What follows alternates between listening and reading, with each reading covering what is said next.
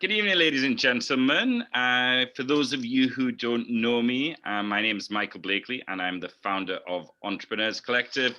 And we are here tonight to interview a great entrepreneur, David Murray-Hundley. I'm super excited to hear his story, and we'll tell you a little bit more about him shortly. But first and foremost, let me introduce myself a little bit more, and also the Entrepreneurs Collective. So I'm a lawyer by trade, or at least I was, except for I decided after working in international sanctions and compliance and data protection and all that funny stuff, I decided to go a bit rogue and set up a dating app a few years ago. Now, that was, as I say, a bit of a change of pace for myself. I'd never managed a team before. I'd never developed a product, never done any digital marketing, never fundraised. So it was quite, I guess, a steep learning curve for me. And it's tough being an entrepreneur, and it's tough being a founder, especially it's your first time. And I got to a point after, a year and a half, 2 years in, where my company was running out of money, and I didn't know where to go to fundraise. But being an entrepreneur, I thought, well, if I don't know how to find investors, to how to approach them, well, I would get together with a few other founders, and we'd put on an event, and we'd make the investors come to us. So, and that's sort of where our mission at Entrepreneurs Collective comes from, which is founders helping founders. And that's what we did. We came together, 10 founders, we put on an event, and we managed to raise money for a lot of us. And that's essentially what we do here at Entrepreneurs Collective. We believe that the more founders that we can get together, the more that we can help each other. At the end of the day, nothing works in this startup ecosystem without us founders putting in our time and energy and ideas into this. The VCs need us, the service providers need us, and by coming together and working together, actually, we can help each other to succeed. So what we do at Entrepreneurs Collective is we essentially try and help you with whatever your pain points are. So we do events like this, where we bring in inspiring entrepreneurs who have had journeys that I feel will help our members learn how to be better entrepreneurs. We put on private membership events, as well as pitch competitions. We do things like mentorship schemes. We have a number of mentors who have made themselves available to work with startups.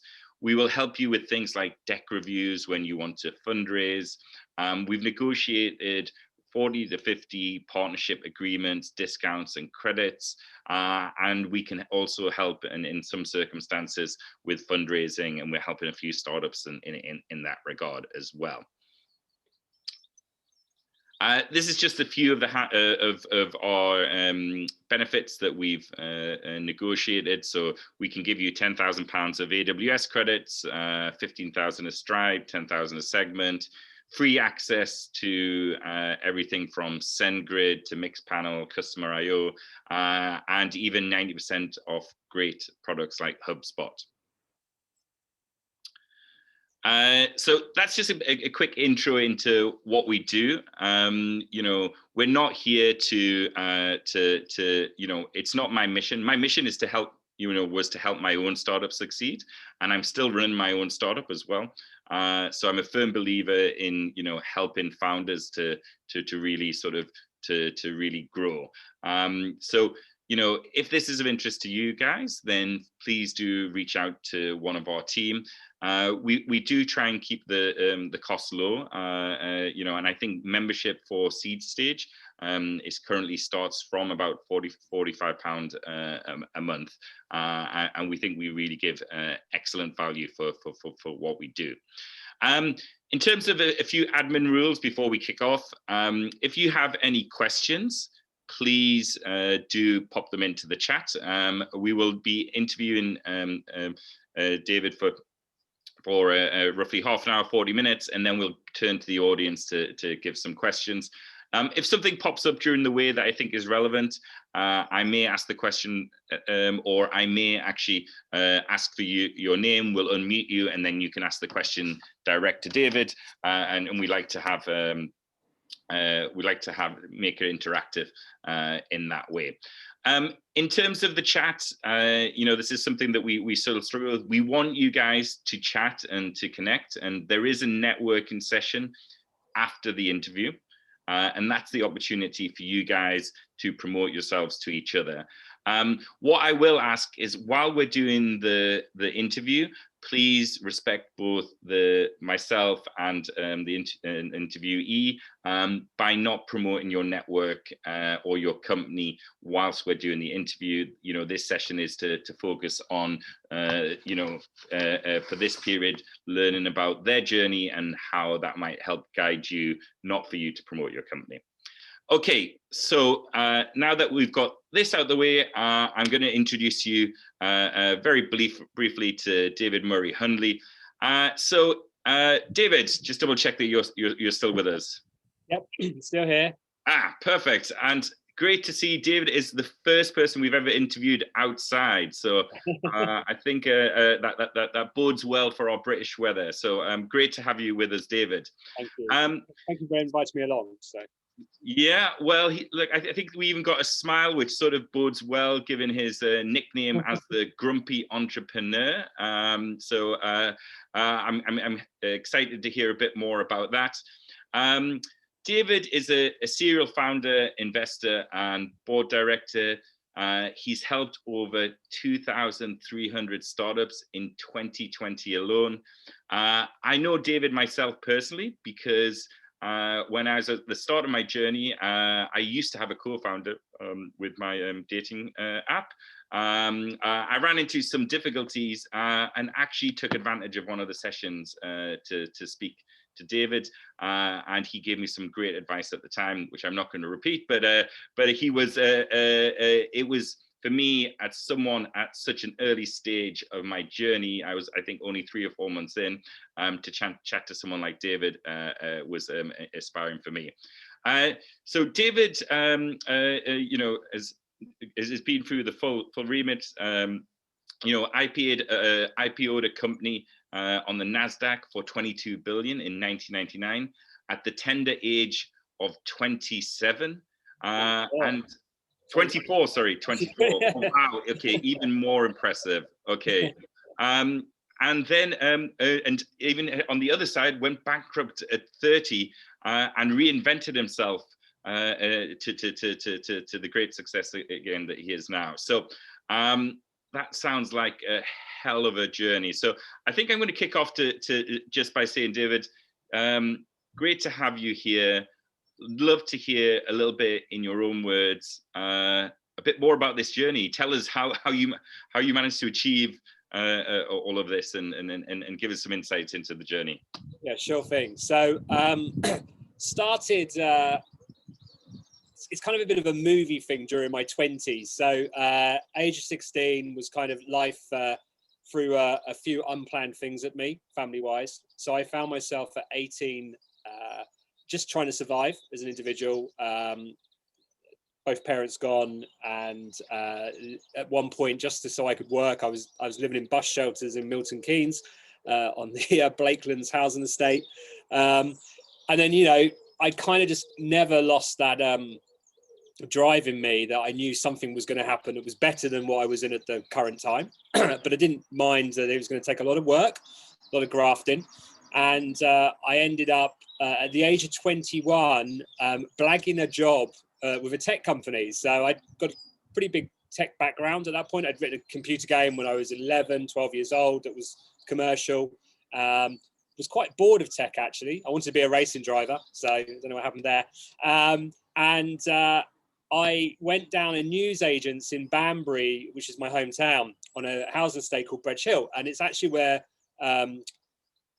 Gordon Ramsay's dad's paper shop was, at the Bradley Arcade. And I went in and bought 4 computer magazines, basically went through every single thing that was current, stuck it on my CV, and blagged a job after a 4-hour interview with a company called BVR. They were partly involved with Barclays. They were building the first European business-to-business e-procurement system online on the web, when no one was doing anything on the web, and certainly weren't putting in credit cards to purchase on the web at that point. That company got bought by Chase Manhattan Bank. So I ended up in New York at 21, living in Battery Park City, which I had no idea where Battery Park City was until I turned up at my apartment, and I was living across the street from the World Trade Center at 21, going to work every day down Wall Street to Water Street in my rally jacket and my pair of jeans, which would be normal now, but then was probably not that normal. And then very fortunate, I came back to the UK and ended up with another startup that was at that point 3 years old, but very small, in Silicon Valley, in Walnut Creek, called Commerce One, run by a guy called Mark Hoffman, who'd done Sybase and some other great stuff, and been started by the Gonzalez family. And then, yeah, I was at 24 and heard about this IPO we were doing, and we IPO'd, and I was actually stuck in a traffic jam on the M40, the actual moment we IPO'd, with my roof down in my car. I got a phone call from someone saying, well done, your business is just IPO'd for this amount of money. And then, yeah, within 6 months, we hit $22 billion market cap. We'd only ever made a profit 1 quarter, which is interesting. We burnt a lot of money. And then, you know, there's a danger you believe your own hype at some point. And I was a bit of an island in my 20s. And so by the time I was 30, went completely bankrupt. The business went chapter 11. I went personally bankrupt here in the UK, and then started again. And it was very humbling. Bankruptcy is the best thing I've probably ever done, I have to say, other than children. And now, you know, for the last probably 9 years, been working and investing in startups and scale-ups predominantly. And now, you know, my involvement is businesses that I've been around 4 to 5 years, and they're in that real scale-up stage, whether it's in the US or whether it's here in the UK, and enjoy what I do. And I'm very lucky, been surrounded by some amazing people during my time, which is why I put the hand out there to help as well, as much as I can, when I get time permitting, that is. Okay, what a story. I think, guess the thing that sort of jumps out to me is, and I'm keen to hear more from your perspective, is you clearly have, you're very, very driven, and you've managed to make success and reinvent yourself, and also success is a very early stage. You know, and I think for a lot of entrepreneurs, you know, there are some who come along and they, you know, they always believe, and there's others who, you know, their belief grows over time. So, you know, what was the point where you sort of said you always knew that something better was going to come along, but what was the point when you actually got to you realized, you know what, not only do I believe I'm an entrepreneur, but I have the skills to be an entrepreneur? And interesting. The belief thing was because it couldn't get any worse. I think was part of it. I remember one evening in the bus shelter in December, and the warehouse that I was working in, which I'd seen open as a kid, that my dad was a director of.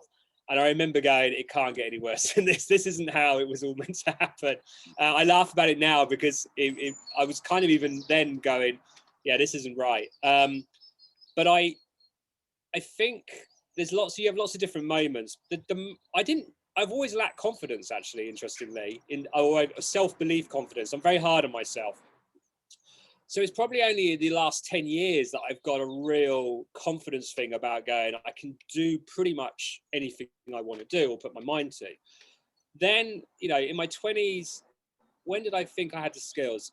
I still think, even when I was in my late 20s, I was like, yeah, but everyone can do this, right? Right. Like there's this, like, even though I had quite an ego in my 20s, I was actually probably also quite humble in one way. And I think, I got a good friend of mine who's been a mentor to me since I was 21. And he's like, David, if everyone was like us, there wouldn't be opportunities. But I just assume that everyone has this great skill that they're great at. Yeah. Like, you know, I'm not great at everything. I'm rubbish at a lot of stuff. So I think in my 20s, you know, I definitely got caught up in the whirlwind of the .com boom. Like, you know, if you'd asked me in the dot-com boom, did money grow on trees? I would have said, yeah, absolutely. And it never goes down. It always goes up. So I definitely got caught up in that. And but I've always done things that I've wanted to really do, whatever job. So I remember when I was trying to make my way through just survival, I built sunbeds. And I remember like I'd worked out the most effective way of building them overnight so that I could do another job in the daytime. And but I'd have fun. And that's my thing. I've always, everyone knows in my 20s, and, part of the reason I went bust is I partied hard. I mean, I partied really hard, but also I worked 24-hour stints, 48-hour stints. And then people wouldn't see me for a few days. And it's always been the fun aspect. You have to enjoy it. And I think if the moment you dislike it, people have rough times as an entrepreneur, right? It's not always, you've got to be crazy to be an entrepreneur, frankly. But the moment it's like you wake up and you go, this is not happening for me anymore, I think is a good indication that don't put yourself through the mill, as they say. Yeah. And I guess, in terms of, we've got quite a lot of, founders on here, some at various stages of their journey, but, certainly a fair few who are at sort of seed stage and starting out. What advice do you have for those guys, and how in terms of how they? You've got them. Yeah, you're back. Sorry, someone took the opportunity to drive past my house with a big trailer. So yes. So what advice would you have for us founders starting out? Yeah. So don't do it for the money. The money is secondary. If I do it because you think you want to change something, or I look at Commerce One, for example. I never dreamt that it would be the size it was. And by the way, with that size comes loads of baggage as well, and not great stuff for that business. But we were doing stuff that was amazing. Like I loved tech at the time. I was really into my tech. So it was just like, everything was just like painting. I'm just terrible at art, but tech to me was like my art. And so I just build stuff, and it was so rewarding. And you see customers' faces and you were like, yeah, I did that. And that was why I did stuff, right? Even now, I would say to founders, they get hooked up on valuation. You can't buy a beer with valuation. They get hooked up on seeing stuff. We've got a lot more social media than we had in the late 90s, and a lot more media presence with tech companies. The end of the 90s, .com, you got tech presence in the Silicon Valley, but the UK didn't really report that much on stuff, right? And so everyone gets hooked up in aspiring to be this certain CEO founder. And I always say to founders, just be you, like be true to yourself, because you are your best product, right? No one expects you to be perfect. Anyone who says they're perfect is talking absolute crap. And we're all human. And a lot of stuff we see in the media side of the tech startup scene, whatever you want to call it, is BS. So that's my polite way. Because I talk to those founders a week later who have been in the press going, aren't we amazing? And they're asking me how to get out of the doo-doo. So, and I speak to plenty like that. So I think, don't be true to yourself, and also surround yourself with good people. I've been very fortunate to have some amazing people around me my entire career who are still around, actually. And it's, I consider myself extremely fortunate. There's a lot of luck involved, a lot of luck, being in the right place, and fail quickly. I get very, if we look at the companies I spoke to last year, for example, during lockdown, there's some who just need to stop. And there's this whole thing that you have to be relentless and carrying on. And sometimes, people like myself can go, yeah, it's just not going to happen. And it's not because you're bad as a founder or a CEO or your business idea is wrong. It's just sometimes timing. I look at Commerce One. We weren't the first of type. The company that was first of type belonged to Chase Manhattan, who I worked for.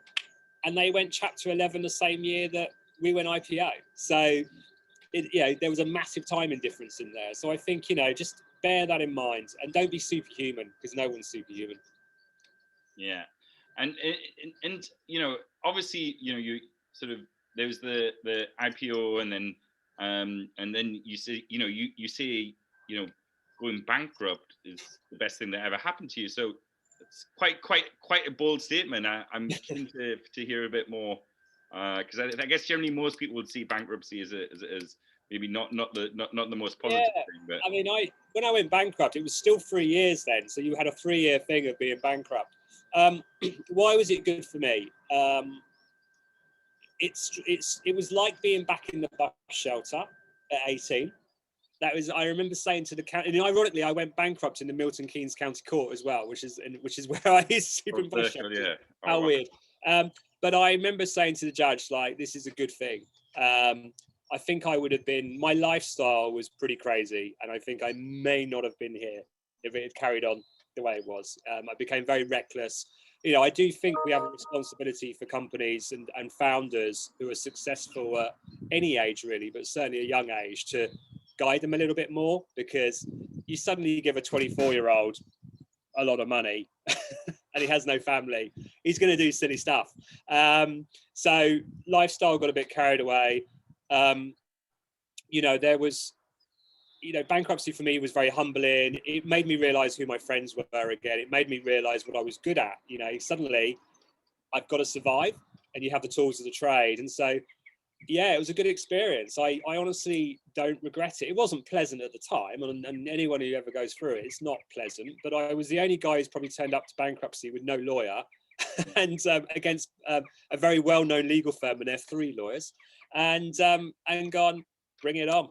Like, you can't break me. So, and that's the thing. You come out stronger, and you realize that you've done something once. It builds confidence up. You can do it again. But actually, the realization it can all go wrong in a split second. It can be top news and 22 billion and then 0. So, yeah.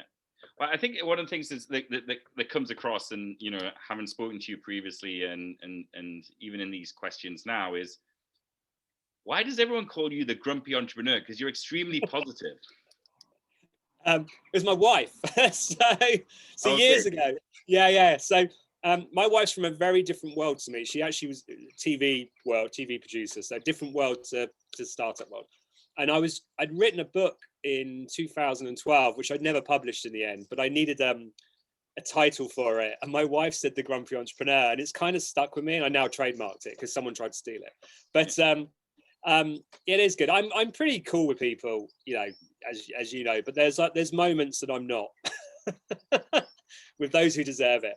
And I am, as you get older, I'm sure some people on this call will appreciate that you get a bit more, life's burnt you a bit more. So you get a bit more skeptical and a bit more grumpy about things, and a bit more like, can't be bothered with that anymore. So yeah, that's where it comes from. Yeah. Okay. Very good. And I've seen on your LinkedIn and your various promotions the amount of time that you donate to other companies. So that was true that in 2020 you did 2,300 calls. Yeah, it was just over 2,300. But I literally, the story goes, March last year, so March 17th, I went to get a haircut just before lockdown started.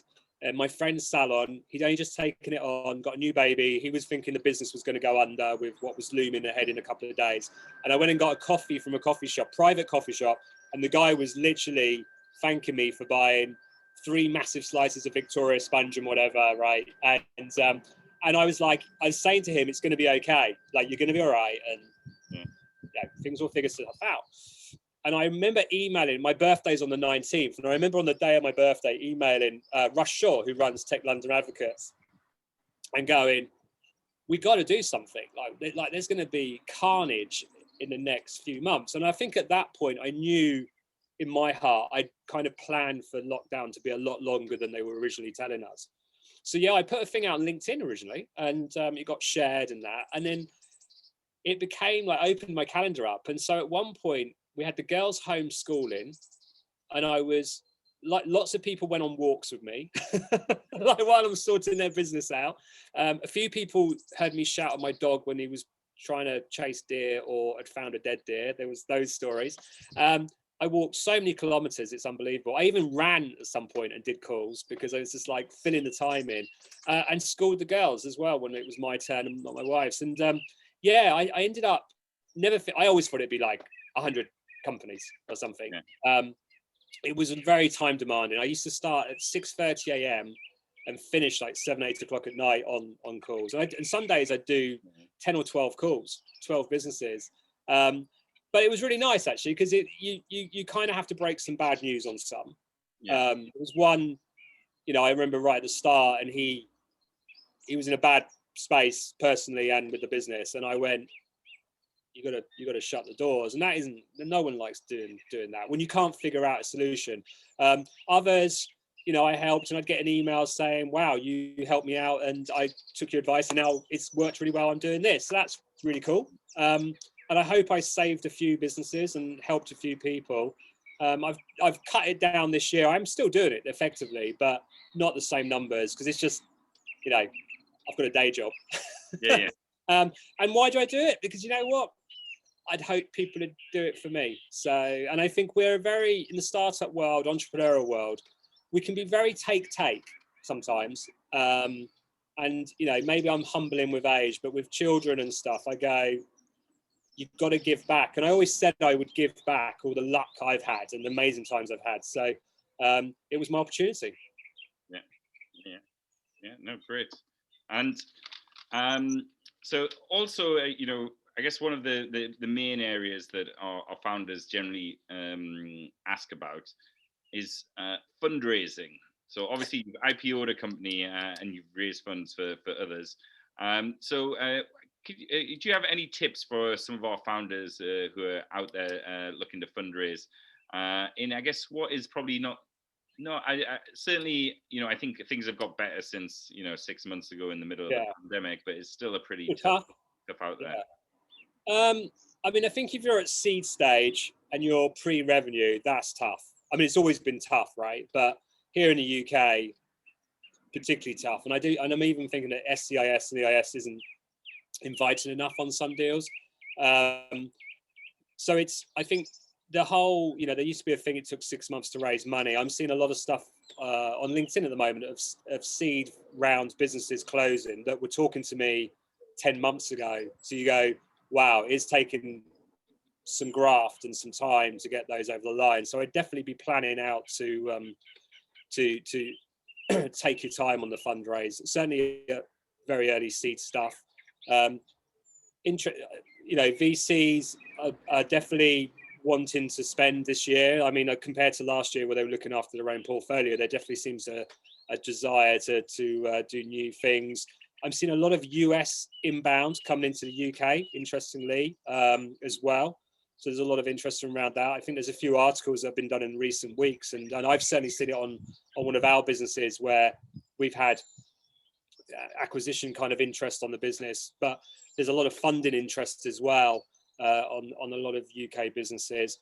My other thing is, and I'd say this, whatever the climate is get a deal over the line, like get a sale over the line. So I think there's still a lot of businesses that can come up with great ideas and they over-engineer products, and that's, you don't know what you don't know, right? So get to market and let people feedback. I look at my own businesses, and you look at what we did in the step one, our business plan probably said we were going to be a gazillion turnover by now.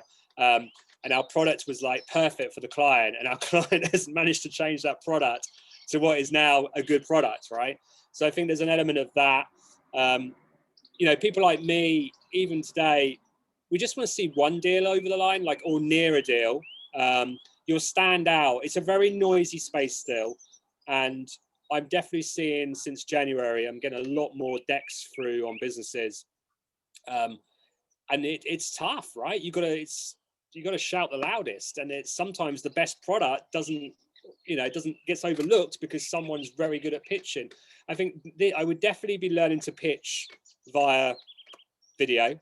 I've suggested to quite a few companies, do a YouTube kind of video or whatever for investors.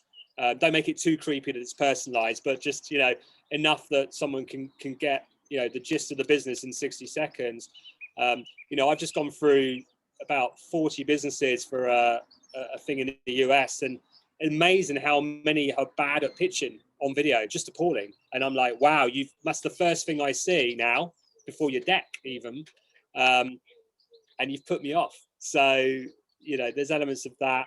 But it's, we are in, one of the things I thought last year was it felt like we were after .com boom, there was this kind of drop in the startup world. Like, if you said you work for a startup, people spat at you. It doesn't feel like that now. I think there's a lot more, the economy needs startups and tech companies like a lot more than they did in 2001, 2000. But and just relook at your deck. And sorry, this is a long answer, but there's good people like yourself, Michael, that want to help businesses and get them to that point. There's a lot of hangers on.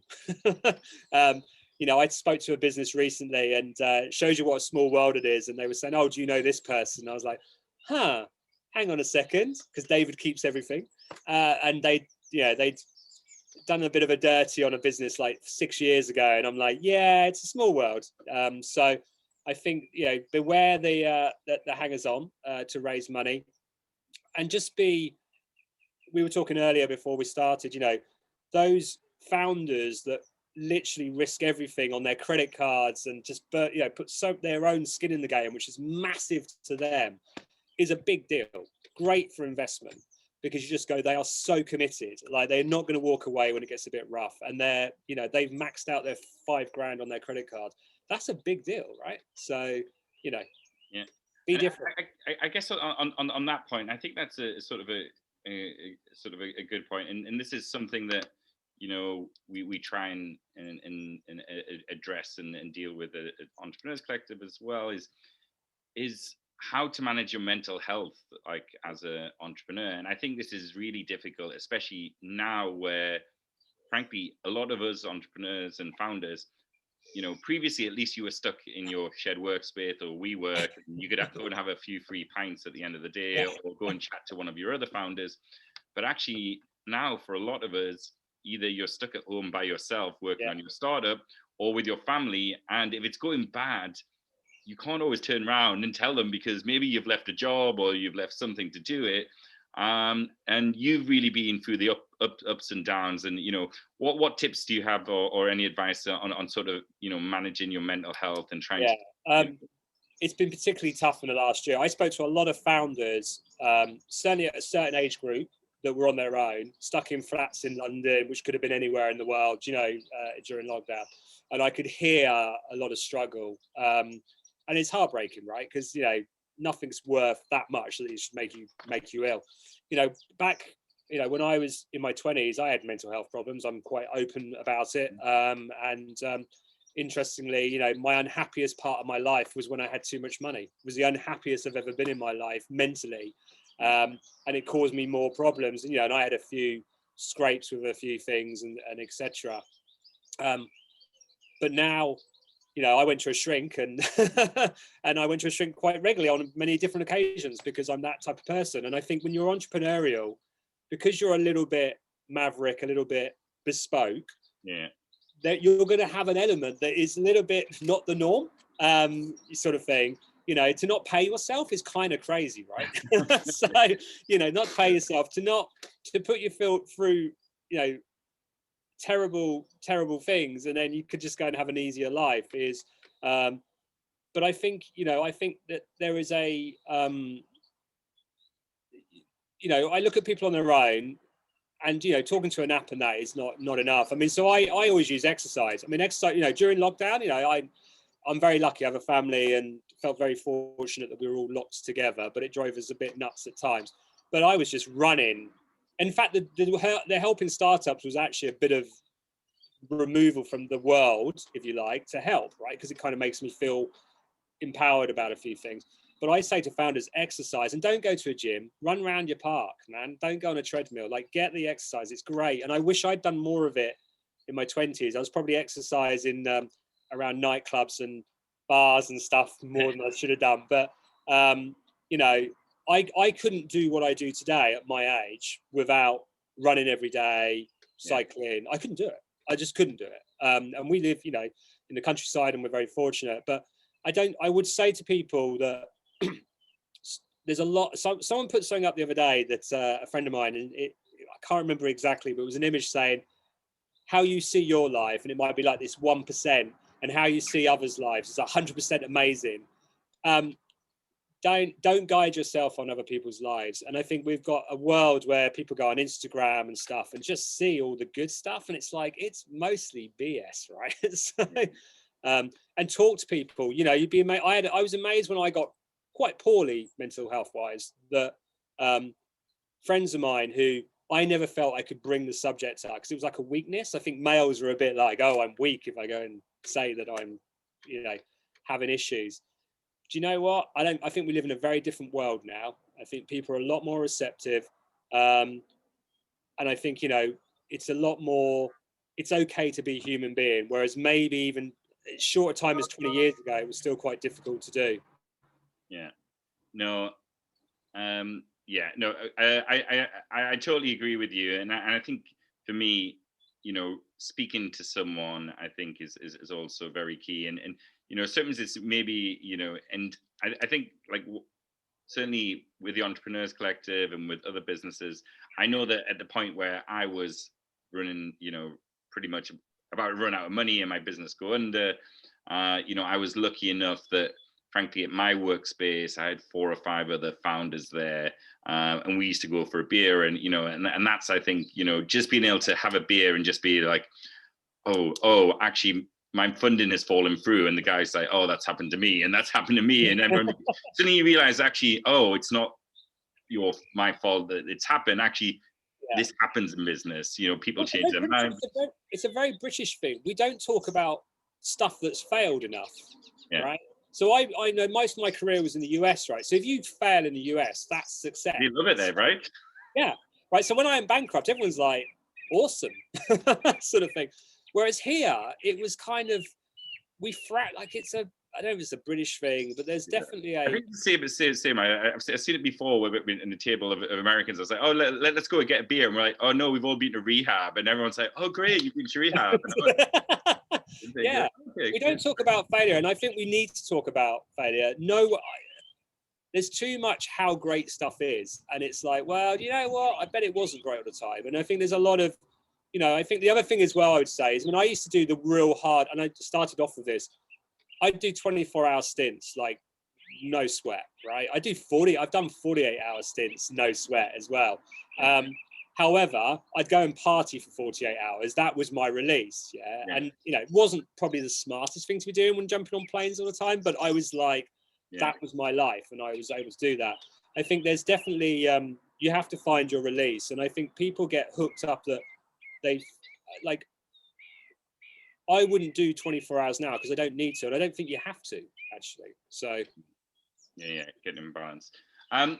So another thing that sort of I'm keen to find out, and you know, I think from some of the different entrepreneurs we've spoken to, you know, it seems that a lot of people do this in a different way. But I'd love to hear from you. Obviously, you know, you've managed to juggle a lot of you do juggle a lot of competing priorities. And I think something that is always a difficulty for early stage startups is, you know, is dealing with your day-to-day versus trying to have some sort of overall strategy, and trying to just, you know, get shit done.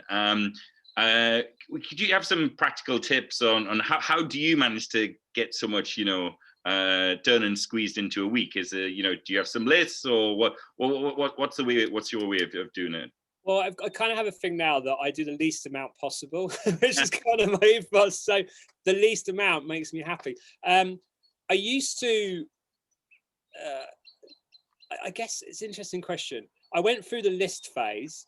I used to do like A4 binders, and every day I'd have like 2-3 pages of just stuff to get through and tick through, and it would just grow and grow and grow.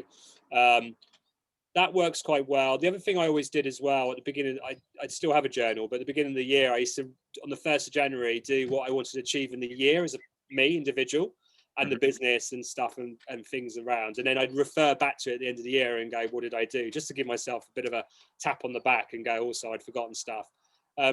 Generally now, you know, I find when you have children, your priorities kind of get fumbled around a bit. So I definitely have to pick time that I can do stuff, because it's important I'm there for the girls as well. But I I do list still. Yeah. I mean, it's interesting. I do email. I write an email to myself every evening, literally write an email to myself with loads of reminders. And I still write stuff down. I don't do the whole Trello board thing and whatever, because I just think like, you're just overcomplicating something that's quite simple. The priority thing, I think if you're early stage, don't shy away from the stuff you're not confident about. Ultimately, it's about sales, right? It's about getting, and that is the stuff. And I think I'd be really prioritizing around how you get to that deal. For me, I think on raising money, I see some people manage raising money very well, and I see others manage it terribly badly. My tips on that would be, don't spam everyone, spend the time, because it's appreciated at the other end, and you'll spend the time back with that person. And do follow up. People are terrible at follow up, appalling at follow up. If someone asks you some questions, I always have a 24-hour thing on emails that I try and stick to as much as I can and best I can. That I'm answering within 24 hours. I've had people pitch to me and they've replied 2.5 weeks later, and I'm like, wow, okay, that tells me a lot. And I think delegate. Founders are terrible at delegating, and I know founders with scale ups that are terrible at delegating. And I think learn that skill early on, and as a founder as well, don't expect everyone to do everything to the level you want it done, because your business is not as important to them as it is to you. But I think people need to get better at delegating a bit. I see it happen a lot at loads of levels and different age groups as well. Yeah. Okay. Great tips. Right. Okay. So I think at this point, I'm going to open it up to the audience. I think I've hogged you long enough. So let's kick off with some questions. Daniel, if we could unmute Gabriel and then Sean. Let's do Gabriel's question first. Hi, David. Hi, how are you? I have a feeling that the follow-up comment could have been very much applied to me. Yeah. Gabriel, it would be great if you could just quickly introduce yourself and your business, the name of your business, and that'd be great. Sure. I'm Gabriel. I'm the founder of Tutti, which is Airbnb for creative spaces. I pitched to David the last event. And I just had a question just about you mentioned people like to hear that you have skin in the game. And I've always been really cautious about telling people that I have skin in the game, because I don't know, I felt like it gave a weird signal to people. And I was just talking to Sean about this privately on chat, but if you personally invested into your business, where do you make it clear you've done that? When is the best moment to bring that up? And how do you make sure that you're not trying to play the pity card, or you're not trying to use it in a different way? You're just trying to be honest. So I'm just wondering. Okay. I mean, firstly, I wouldn't view it at all that there's a pity thing. I think, wow, I could give you 100 investors who will all go, it's a good point to have that someone's put skin in the game. So there's two different types of skin in the game, right? So there's physical cash that, whether it's £100 or it's 100,000, it's still money that's important. To you and your family. And there's your time as well. I think where people get it wrong slightly is they go, well, I've put a year of my time into this, so I now want to pay myself 200,000 and I want all this and whatever. That's a no-no. But if you've put money in straight away, because I always view it this way, and I have a saying that everyone's good at spending everyone else's money, especially when it's investment. People are really good at, if they were as good at spending money as they are, to that skill and put it into building businesses, there'd be a lot of successful businesses. And so as an investor and a shareholder, one of the things that annoys me is that, it's okay to blow my cash and other people's cash. But when you've got a founder that's gone, well, this $5,000 was super important to me, super important. There's no hierarchy stuff. Like any decent individual as an investor will go, wow, respect, because they've probably been in that place themselves. Yeah. So I've been in that space. Like when I got back on my feet, everything counted, right? So, I was trying to build my life and also try and do stuff. So, Yeah, I don't think that I wouldn't worry about it. I would introduce it really early on, especially if you're raising money, because it just makes you, out of 10 companies, the one that's kind of a bit more committed. Because I think where investors get a bit concerned these days is that there is it's got a bit rough. Like, I spoke to founders last year, and I'm glad I wasn't their shareholder, because they were like, yeah, it's all bad, I'm giving up. And you're like, wow, okay, because this is like going to be a roller coaster for the next 10 years or longer. So introduce it. I mean, it's a really good positive thing. And it doesn't matter what the amount is. I know a lot of very wealthy people that would go, okay, cool, respect. Yeah, okay, cool. I completely agree with that. I would also, a caveat is like, in some ways it's not the amount, I guess it's how much that means to you. Because on the flip side, I've known some people who have got ridiculous amounts of wealth who like throw $500,000 at something, and then they're like, actually, if it doesn't work, yeah, I'm gonna, throw another $500,000 at something else. And then you look at those guys, and then you go, actually, that $5,000 that you put in is worth 10 times that $500,000. Well, I've got a company everyone should look at.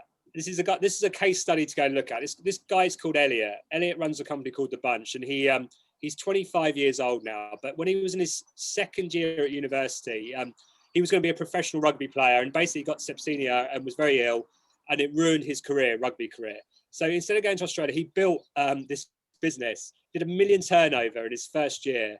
And he borrowed no money. He put every last penny into that business. £1 million turnover. Did I think 150 grand fees on it? Okay. Whilst at uni, I'm now chairman of that business. And one of the reasons I liked Elliot and I invested in Elliot was because I sat there and went, wow, like he took every single dime and energy he had and put it into that bit. In fact, he gave up his girlfriend for that business because he clearly told me. But for me as an investor, that's an amazing founder. You just go, it doesn't matter. Even if he's got no money, he'll progress with this, and he's never going to quit, because that probably the 50 quid that he put into something that was to go out for beers with his mates, and instead he stayed in and put it in the business, was a big deal to him. So I think it's a really, it doesn't matter how much it is. Yeah. Okay. Thank you. And who knows? Oh, I guess so. Sean. Okay, so you're probably answering Gabriel's question. So let's go to Asla Gunnar Frundlund. Probably murdered that, but close enough, hopefully. Daniel, if you want to unmute Asla. Hi, thank you. We have communicated by email before, so I always respond within 24 hours. I think that's a good thing as well. My name is Asla Gunnar Frundlund. Was born in Norway. I lived here in the UK, or I paid tax here since 2008, and I lived here since 2010. So I've been busy here.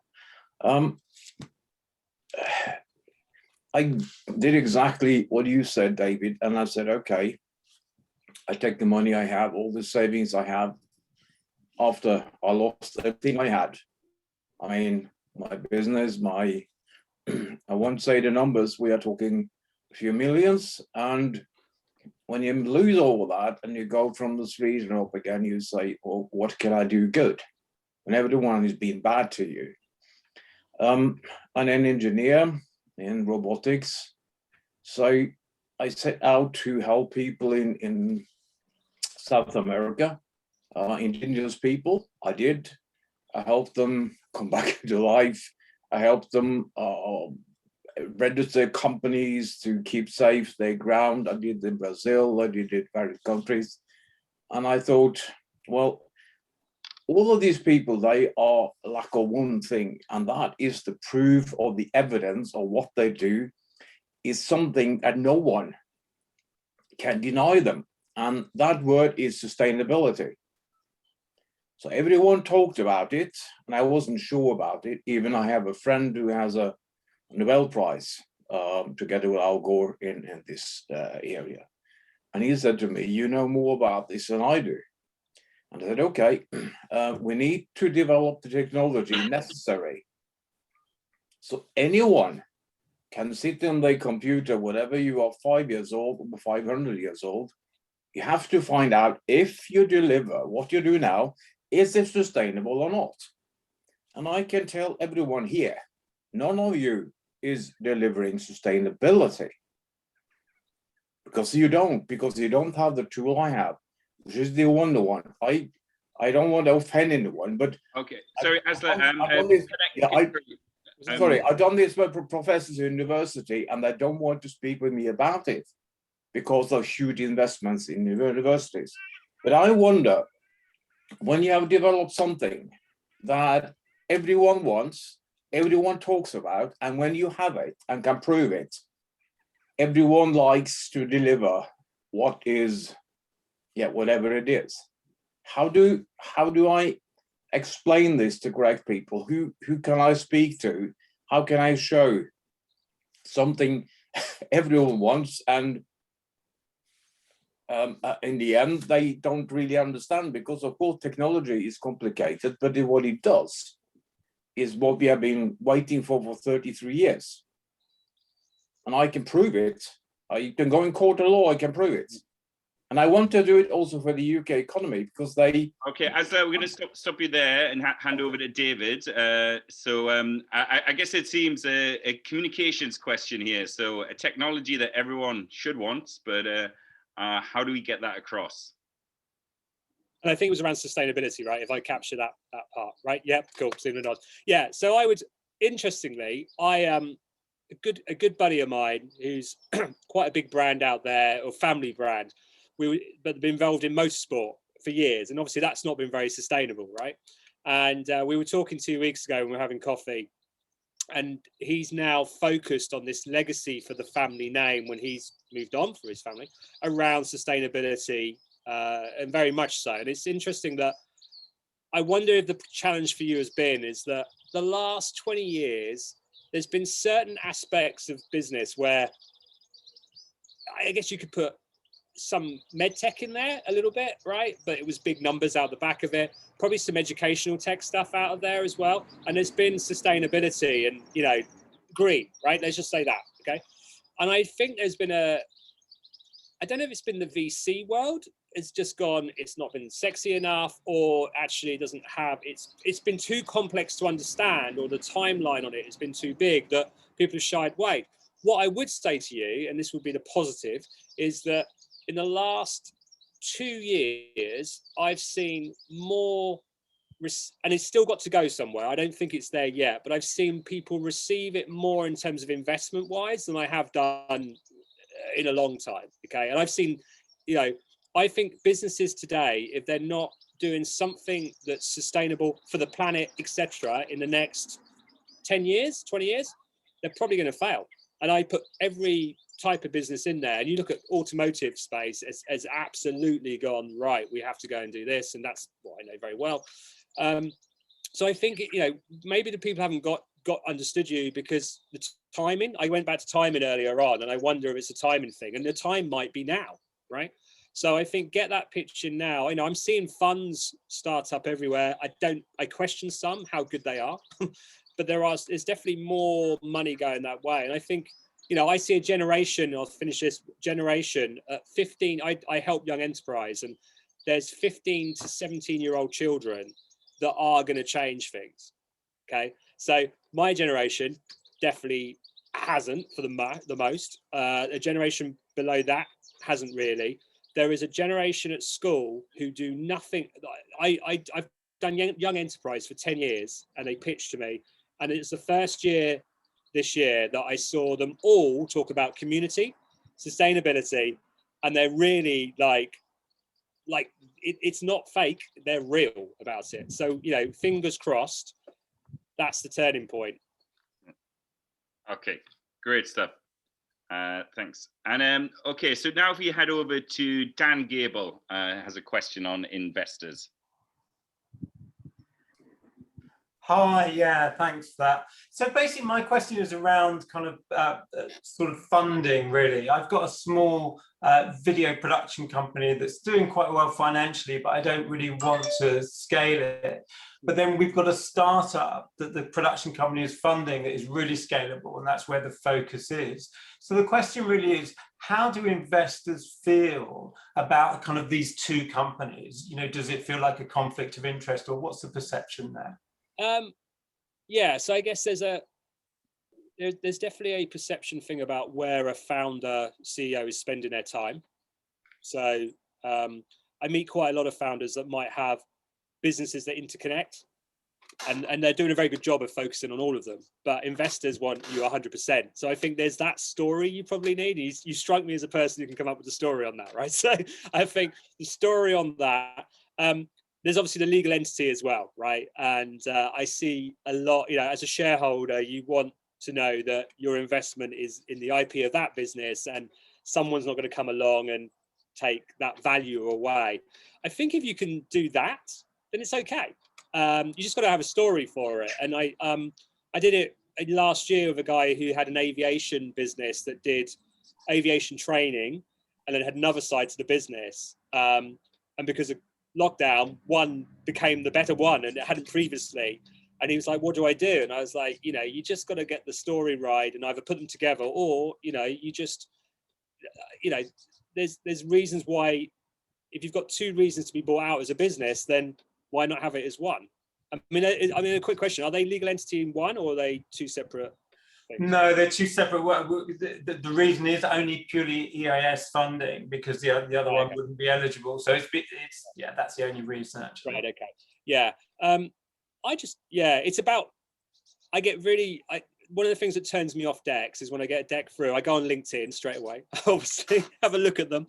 And you see that they're meant to be the founder of a business, but they're involved with other stuff. It's a bit of a no-no. It's like, okay, you're too distracted, and where's your focus?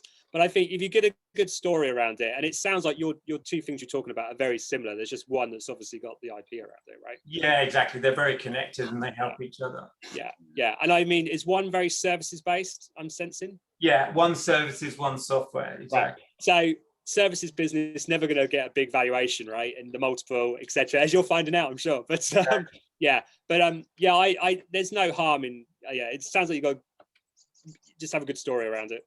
Yeah, no, thank you. That makes complete sense. Thank you. And next up, we have Nirosh with a question on fundraising. Hi, David. Okay, so my question is, okay, you mentioned that it could take about 10 months fundraising time at the moment, because my business is called Known to Me. I'm a co-founder there. Sorry, I should have said that first. And we're pre-revenue, and we're raising a seed round to go to the next level. But 10 to 11 months is about what I have in terms of my runway. And so, you know, I'd be facing some serious squeaky bum time if it's taking me that long to get there. So if I have another smaller round just for additional runway, should I do that now, or would that be perceived poorly by investors coming in at whatever higher valuation for the bigger amount? So if I go back to the valuation thing, right, you can't buy a beer with valuation, right? And I always say right now, I'm a great believer, raise money now, forget the valuation part a little bit, raise the money now and worry about valuation later, right? Because if you build the business like the way you think you're going to build the business, you can change the cap table, you know, certainly in Series B, but you know, towards a more mature Series A in terms of growth of the company, right? And too many people get hooked up. They're like, no, it's 3 million. And I'm like, you're pre-revenue. And they're like, And I always say it's like buying classic cars. There's 10 in front of you. You're going to go for the best deal, right? It's not always about the sexiest business. So one of the things I did with a lot of founders last year was when it was looking very dubious around whether money would even be around for investment, right, at one point, because the angel stuff definitely dried up for a period of 5 months. And I was like, roll and close it. Yeah. And I'm a great believer. If I'm a shareholder in a business and it's having trouble and no one gets the investment bit right, okay, it always takes longer, then you just want them to be able to survive. And you're right, you know, how many times have we all got to that point where it's end of runway and we're like, oh, and it's a bad position to be in to raise money. But I would, I see a lot of people try and break up the raise to kind of have success points to raise value. And I'm like, just get the money in, just get the cash in, build what you can do. Because, you know, I actually think it's harder to raise money at really early seed level than it is to go and raise 30 million quid. We were just, in fact, Mike and I were talking about it earlier. I think it's more difficult, actually. Yeah. I think once you've got certain stuff in place, it becomes a lot easier. I think it's so noisy. I just get the cash. When Elliot, the bunch who I referred to, right, he raised his first million last year, and I literally rang him up in the week that the stock market crashed in February last year. I rang him up and said, close all that money today. Literally went, just close. Like, just get money closed. And, you know, he had a massive runway with it. But I think, you know, we weren't worried about valuation. We were worried about building a business. Yeah. Okay. That's great. Thanks so much. Yeah. And I think what I would add to that, because, you know, what we've tried to do to help the early stage founders with their fundraising, and frankly, I did it to help myself as well, because I needed a fundraise, is try to, you know, develop contacts with the VCs, and especially the early stage ones. And I guess what I'd say is, you know, we've met with, you know, probably 50, 60 VCs over the last year or two to try and find out, you know, what kind of deck should we send you? What kind of deals are you looking at?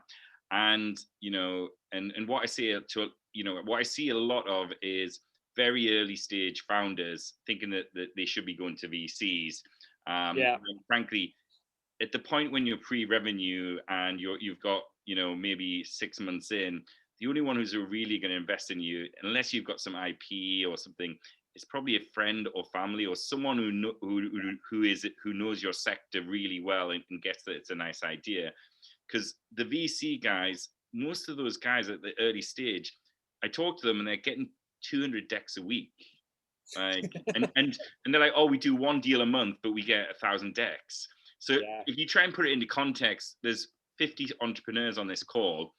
There'd have to be 10 times the amount, and you'd have to be in the top 1% to get that seed funding. You might have a brilliant company, but frankly, it's just so congested at the VC seed level that, like, generally as a sort of rule, I'd say, unless you've got, you know, a decent amount of revenue coming in or some sort of patent or IP, you need to go down the sort of angel route down that way.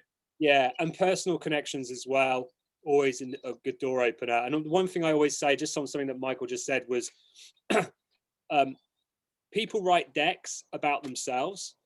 It's all about them. And actually your deck should be about your investors and what your shareholders get. And so the shareholder ends up at like page 12, like kind of, we need this money. It doesn't even say what type of shares they get, like some stuff like that. And just, you know, exec summaries on top of decks, like people don't do it. And I'm like, you wouldn't go to a board meeting without an exec summary.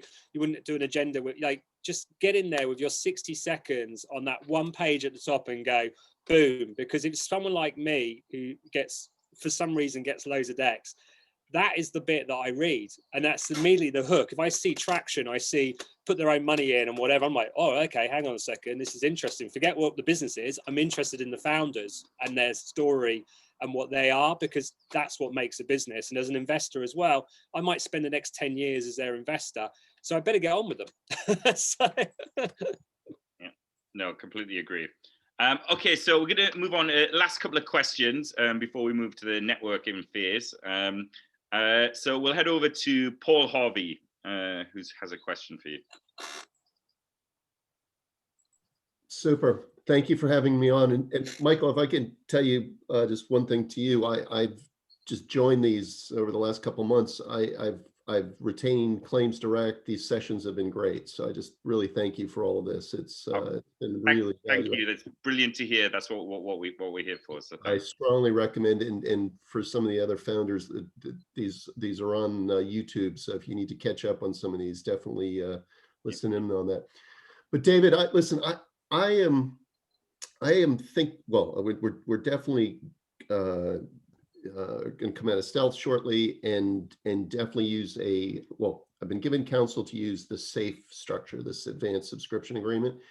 And I guess what I'd like to hear from you, if you're kind of what sort of caps you've heard people want for these, or have they been required on some of the proposals that you've seen? So, or I don't know if there's a market for this type of thing. Can I ask you a question? Why advanced subscription? Why, like, just in the... Well, it kind of to your point, right? Because you can close and roll with these, right? And so the guy that I have, who's very experienced lawyer, said, look, offer the first round at a 25% discount, and then maybe the second one at 20 and 15, but just get the money in and close and move on. Yeah, okay, because it's always felt like more of a US thing than a UK thing. It's interesting. I get sent stuff, and it's like, if you get in now, David, we'll give you effectively 20% discount on stock, and I don't see that as a decision point for myself, because I'm still into the bigger. I invest, like, it's like SEIS and EIS, right? Everyone said, "Oh, do it because of that." I'm like, no, I don't invest because of that reason. I invest because I believe in the business and I believe that they're going to be successful, right? I don't want the tax return stuff and whatever. I think it depends. Have you got current shareholders, or is it just you as founders on the cap table? Got a family business that's investing in us, and one of our key vendors is also going to invest in us. So we've got them, and of course 20% is reasonable. I wouldn't.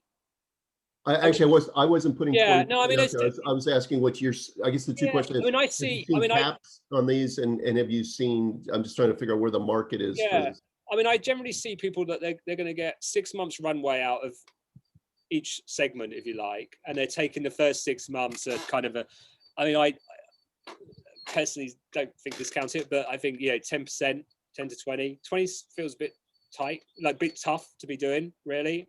I mean, it depends on your cap table. I know when Elliot was raising the money and did a rolling close, because it was effectively him on the cap table and one other, a lot to play with, right?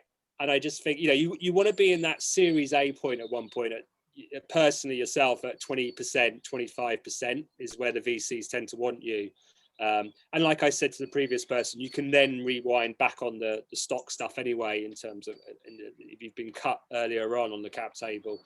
But my only thing I would say on what you're doing is I would question the motive of the investment a little bit, because 10%, is it really going to make a big difference? If that kind of makes sense, and I think, I was kind of more focused on the cap as opposed to the discount. Just what if people said, 10 million caps, 15 million. I mean, obviously you raise a lot of money. I mean, in the US, some of these have been really very, very high. So the UK, what do I see on caps?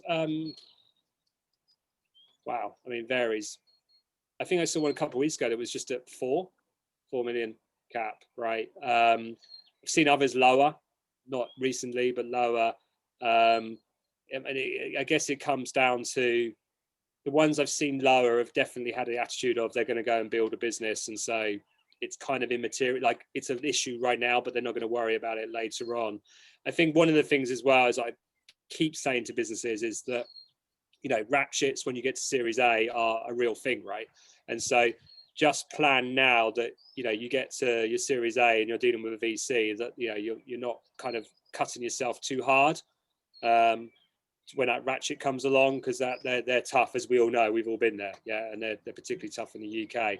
So I think it's planning ahead. I mean, I do wish more founders. It's interesting you're asking the question, because a lot don't actually ask the question and they just kind of carry on. And then they go down to Series A or Series B and they're like, wow, hang on a second. I've got to exit at X amount, and I discounted here and I discounted here, and I'm now in this position. And most of those early shareholders that you're talking about, they're going to be in for the long ride. So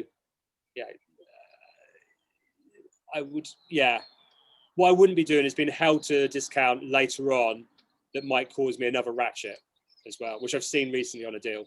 I saw someone who private equity along with some other cash, and it's causing problems later on. It was a fairly large amount for them at the start. Now it's kind of immaterial, but it's kind of stuck in there all the way along. It's been a bit, you know, you ratchet over ratchet over ratchet effectively. Thank you. Okay, great stuff. Okay, so right, I think we've had a few more people pile in with a couple of last questions. Blossom Fletcher, we have a question from you. Hi, I'm Blossom Fletcher, and I'm the founder for PI Health, which is a remote monitoring tool that provides complete clinical health care for the elderly over 65, basically with comorbidities, and children with disabilities, basically people that are also nonverbal as well. And we are at that point of, how would I put it? We've started to create our algorithms, and it's basically been on the skin, if you know what I mean. So basically, I've basically funded the project till this point. Is there any sort of advice you have for companies like ours? Not one because medtech is like massive at the moment and everyone's doing it.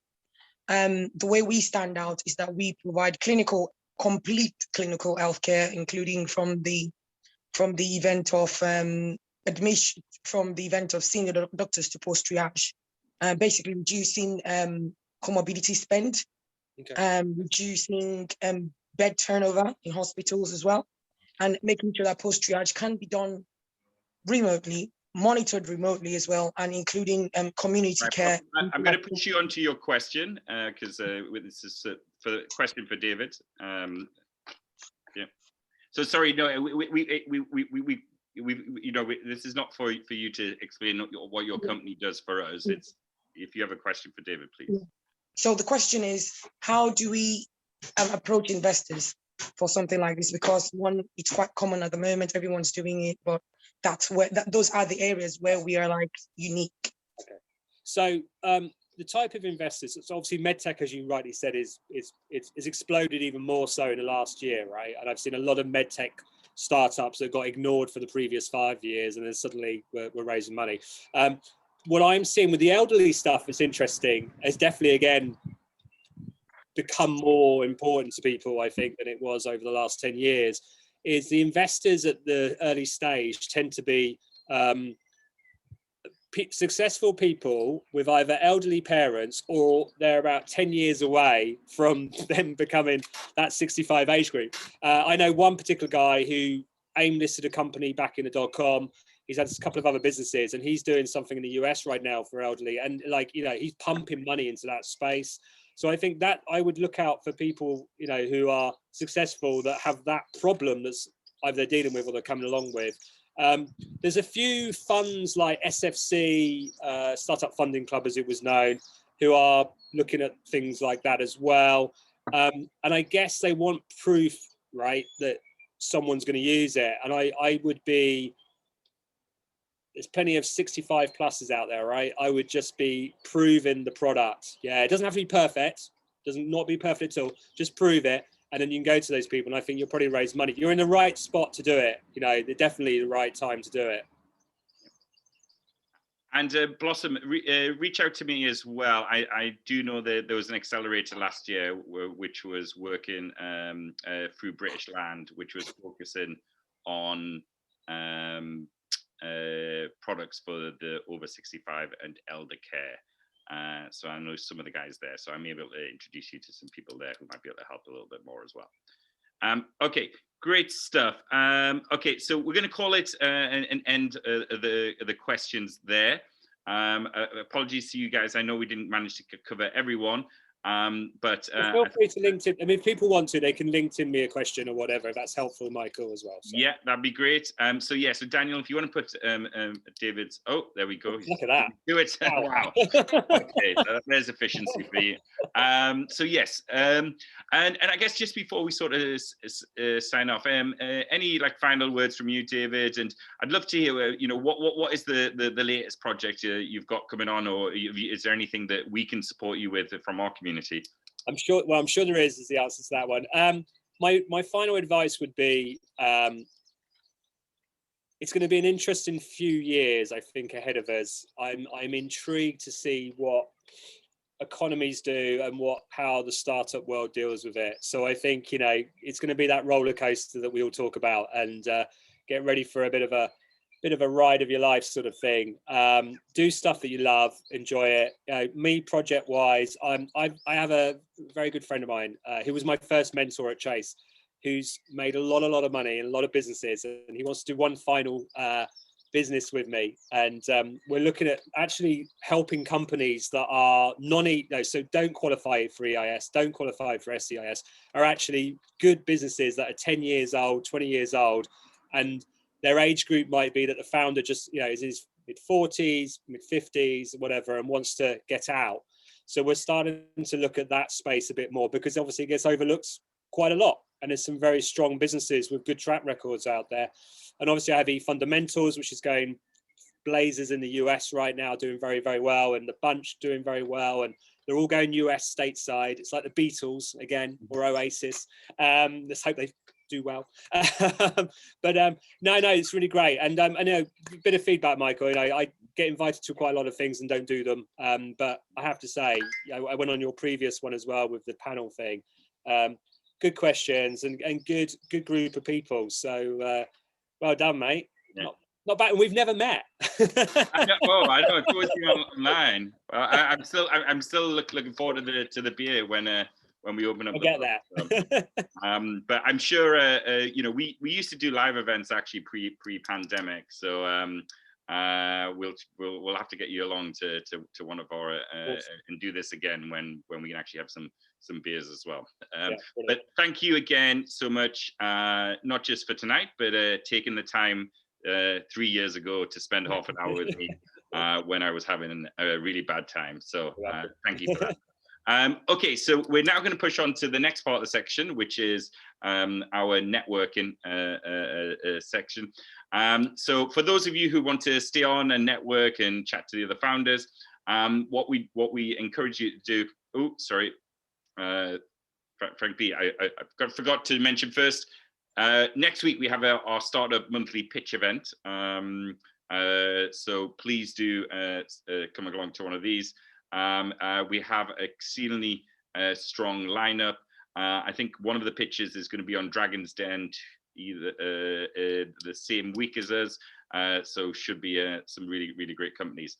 In terms of the networking, so what we'll do is we split you into rooms. There'll be 3 or 4, and we encourage people to have 3 or 4 minutes each, and it's there to sort of introduce your startup.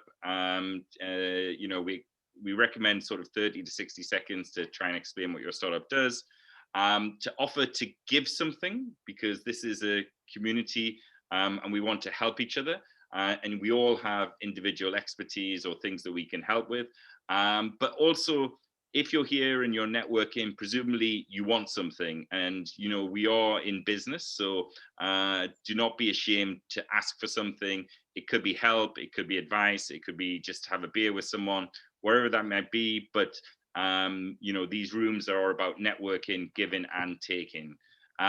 So what will happen next is you will get a pop-up which will invite you to join a networking room.